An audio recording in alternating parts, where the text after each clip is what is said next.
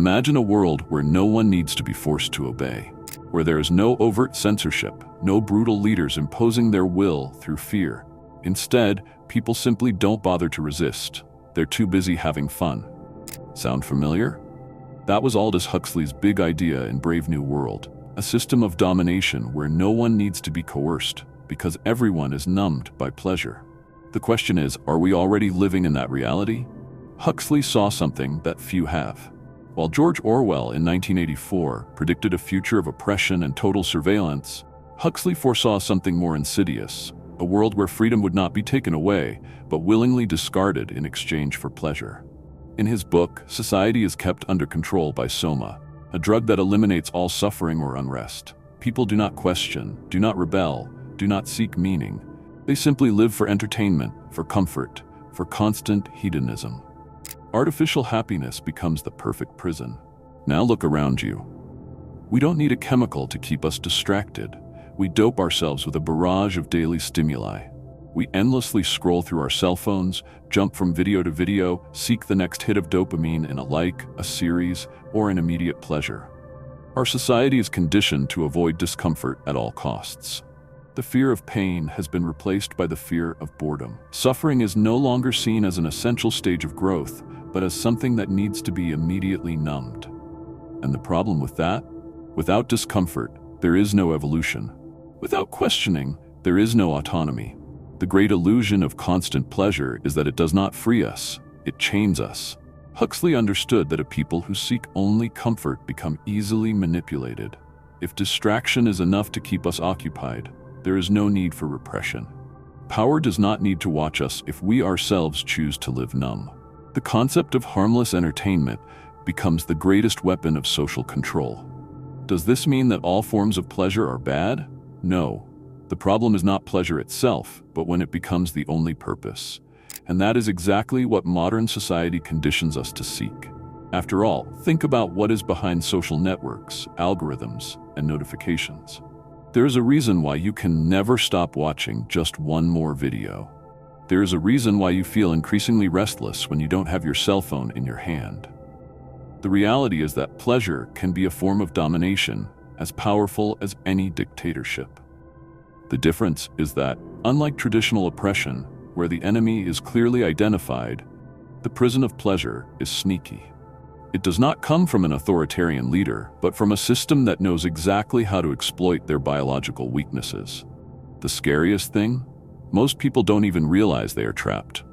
As Huxley already warned, a society subjugated by pleasure sees no need to free itself because the prison seems too comfortable. But then the crucial question arises: if we are becoming hostages to pleasure, who is in control? And more importantly, how does this happen at the neurological and psychological level? If you've ever tried to just check your phone and, before you know it, an entire hour has passed, know that this is no accident. This is behavioral engineering. Immediate pleasure is not just a human desire. It has been commoditized, refined, maximized, and sold by billion-dollar attention industries. And if Huxley predicted a world where people would be distracted into submission, modern neuroscience explains how this happens at a biological level. The culprit: dopamine. Dopamine is the neurotransmitter of desire. Contrary to popular belief, it doesn't produce pleasure. It produces the anticipation of pleasure. It's what drives you to open Instagram again, to scroll through your feed again, to wait for the next notification. It's a system designed to keep you searching, never feeling satisfied. And big corporations understand this better than anyone. Apps, social media, video games, pornography, they're all designed to activate this relentless cycle of search and reward. Small, unpredictable, and addictive stimuli that keep you coming back for more. You think you're in control, but your brain is programmed to always want more. The concept of the hedonic treadmill explains why this happens. Psychology has shown that no matter how intense a pleasure is, our brain quickly adapts. That delicious food, that new relationship, that latest generation cell phone, soon everything becomes normal, and the desire for something new reappears. We are eternally chasing a pleasure that never lasts. And this is exactly the characteristic that companies exploit. The feed never ends. The next video always loads automatically. The rewards are intermittent and unpredictable, just like in a casino. It's not a coincidence, it's manipulation. The problem? The more we stimulate this system, the more demanding it becomes. In the past, we were entertained by simple things. Today, we need a constant barrage of stimuli to feel something. Have you ever noticed how much harder it is to watch an entire movie without picking up your cell phone? Or how boring a conversation without notifications seems? Our tolerance for boredom has been destroyed, and this comes at a price. Our ability to focus, to reflect, to live genuine moments without needing external stimulus. And this price goes beyond the individual. Societies addicted to immediate pleasure become passive societies. The philosopher Neil Postman already warned about this in the book Amusing Yourself Until You Die. While Orwell feared a world where books would be banned, Huxley feared a world where no one would bother to read them. Today, we have unlimited access to information, but the attention span needed to absorb it is fading. We live in the paradox of the digital age, more connected than ever, but increasingly unable to concentrate on anything meaningful. The result? High anxiety, growing depression, identity crises. We have never been so stimulated, and at the same time, we have never been so empty. Instant gratification robs us of our ability to find pleasure in the long term.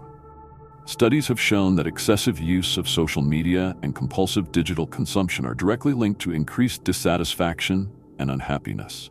But if we know this, why can't we stop? Because we are conditioned. Because the system was not designed to give us control, but to make us dependent. And because, deep down, we seek pleasure as a way to escape reality. But what happens when pleasure becomes so accessible that discomfort disappears? What happens when society eliminates any friction, any resistance, any need for effort? Modernity promised us ease. Anything that required minimal effort has been replaced by instant solutions. Food delivered to your door, information summarized in seconds, relationships at the touch of a button. Avoiding discomfort has never been easier. But there's a problem with that. Anything that's too easy weakens us. Historically, humans have always had to deal with hardship. Cold weather required us to build fire. Hunger made us hunt. Loneliness drove us to build communities. Growth came from resilience, from the need to overcome obstacles. But what if obstacles disappeared? What if the world became so convenient that effort became optional? The philosopher Nassim Taleb calls this anti-fragility, the principle that systems, including the human body and mind, need stress to grow stronger. Just as muscles weaken without exercise, minds become fragile without challenge. The modern obsession with comfort isn't just making us lazier, it's making us weaker, more anxious, and less able to deal with any real hardship. Evidence of this is everywhere. Studies show that societies where physical exertion is minimal have higher rates of depression. Excessive comfort makes us more sensitive to minor annoyances, more impatient, and more prone to emotional crises. If everything is within our reach without effort, any challenge becomes unbearable. What would once have been a minor frustration now feels like an emotional breakdown. And worse, without effort, there is no genuine satisfaction. This explains why so many people, despite having everything conveniently available, still feel empty. Instant pleasure can temporarily numb this emptiness, but it never truly fills it. Technology has taught us that we can avoid any discomfort, but it has not taught us how to deal with the lack of purpose that comes with it. Have you ever noticed how activities that require effort, exercise, deep reading, difficult projects, bring more lasting satisfaction than the superficial pleasure of a short video or endless scrolling? This is no coincidence. The problem is that society does not encourage this. The logic of the market demands that we continue to consume. If you are comfortable, content, and independent, you buy less. But if you are always seeking the next stimulus, always trying to fill a void, then you become the perfect consumer. And this is exactly the dynamic that keeps us trapped. A cycle where we avoid immediate discomfort but pay the price of constant dissatisfaction. The great irony is that the very thing that seems to free you may actually be imprisoning you. Excessive comfort creates dependency. Dependency takes away your freedom. And without freedom, you no longer choose your path. It is chosen by those who know exactly how to keep you entertained, distracted, and always seeking more. But there is a way out, and it starts with a simple decision. Understanding that pleasure is not the goal, but rather a consequence. True purpose lies not in what is easy, but in what is meaningful. If pleasure cannot be the ultimate goal, then what should it be? The philosopher Viktor Frankl, a survivor of Nazi concentration camps, asked this question when faced with the polar opposite of comfort: absolute suffering. While many believed that happiness was the ultimate purpose, Frankl realized that those who survived were not those who sought pleasure, but those who found meaning, a greater reason to continue, something beyond hedonism itself. His conclusion was simple but brutal. The direct pursuit of pleasure leads to emptiness. The pursuit of purpose leads to real and lasting satisfaction. This insight shatters one of the greatest modern myths, that we should avoid discomfort at all costs.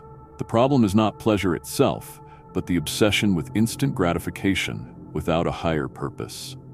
Pleasure, when pursued as an ultimate goal, becomes a prison. But when it is the consequence of meaningful effort, it becomes something genuine. And this is where discipline comes in. Many people view discipline as deprivation, when in fact it is the true path to freedom. Think of anyone you admire: a great artist, an elite athlete, a brilliant thinker. None of them got to where they are simply by following momentary impulses. They all understood a fundamental principle: that which is valuable requires effort. Easy pleasure may seem like freedom, but it is just a mechanism of control. Mastery over yourself, your desires, and your actions is what defines true autonomy. The problem is that the world does not encourage this autonomy.